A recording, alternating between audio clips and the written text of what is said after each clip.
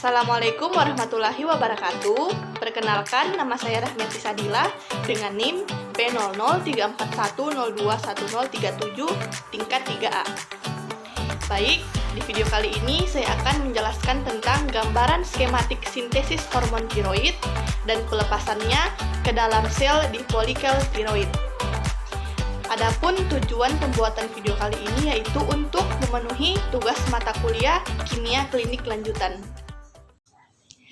Pada gambaran skematik sintesis hormon tiroid dan pelepasannya ke dalam sel di folikel tiroid terbagi atas 3 tahap, yaitu tahap yang pertama, sintesis hormon tiroid adalah penyerapan yodium.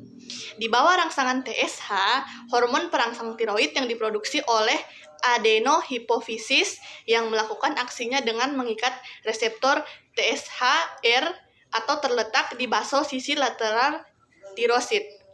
Yodium terkonsentrasi dalam bentuk iodida di dalam tirosid berkat kotransporter yang disebut NIS atau symporter natrium iodida. Juga yang terletak juga di sisi basolateral tirosid. Begitu masuk, iodida diarahkan ke sisi apikal sel berkat pendrin. Protein transmembran hidrofobik yang aktivitasnya juga dirangsang oleh TSH atau sementara dihambat oleh tiroglobulin. Selanjutnya, tahap kedua. Tahap kedua adalah sintesis tiroglobulin.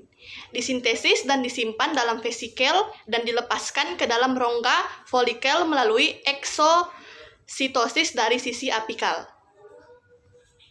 Baik, selanjutnya tahap ketiga. Tahap ketiga adalah pengorganisasian iodida.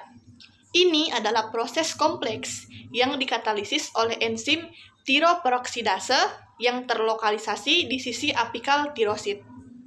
Iodida yang diaktifkan menggantikan hidrogen pada posisi 3 atau pada posisi 3 dan 5 dari cincin fenolik residu tirosin yang terdapat dalam tiroglobulin yang masing-masing membentuk monoioditirosin atau MIT dan diiodotirosin atau DIT.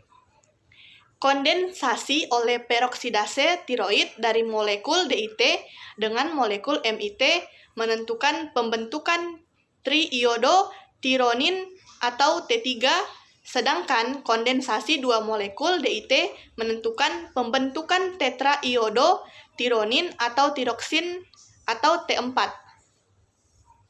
Derajat iodisasi tiroglobulin juga bergantung pada ketersediaan yodium dalam tubuh.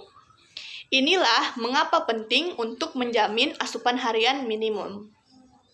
Hormon yang paling aktif secara biologis adalah triioditironin atau T3. Jika asupan yodium buruk, terdapat mekanisme yang kompensasi yang mampu mengalihkan sintesis hormonal lebih ke arah produksi T3. Karena secara biologis lebih aktif, maka perlu diproduksi dalam jumlah yang lebih kecil sehingga menghasilkan dalam penggunaan yodium yang lebih sedikit.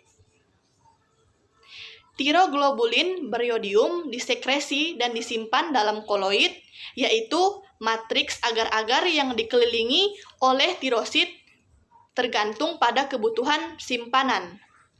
Tiroglobulin beriodium ini akan diserap kembali melalui pinositosis dari sisi apikal tirosid dan kemudian diarahkan ke lisosom dari tirosid yang sama untuk diproses secara enzimatis.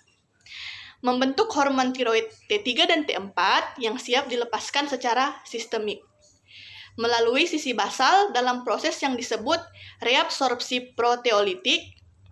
Kelebihan MIT dan DIT didaur ulang sehingga memungkinkan sel memulihkan yodium yang terkandung di dalamnya. Setelah disekresi, hormon tiroid bersirkulasi dalam darah, terikat dalam keseimbangan fisik kimia yang sempurna dengan protein transpornya masing-masing. Tiroksin binding globulin atau TBG, tiroksin binding prealbumin atau TBPA, dan terakhir albumin. Hanya sedikit saja yang beredar bebas, disebut free T4 atau FT4 dan free T3 atau FT3.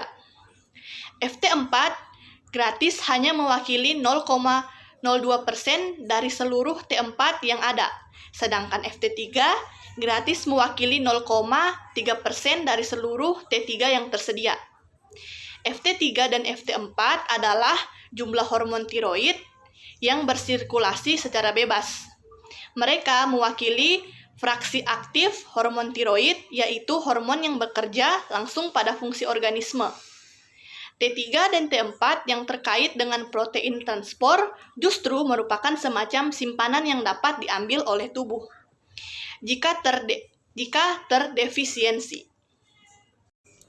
Baik, itulah tadi penjelasan saya tentang gambaran skematik sintesis hormon tiroid dan pelepasannya ke dalam sel di folikel tiroid. Lebih dan kurangnya mohon dimaafkan. Saya ucapkan terima kasih. Wassalamualaikum warahmatullahi wabarakatuh.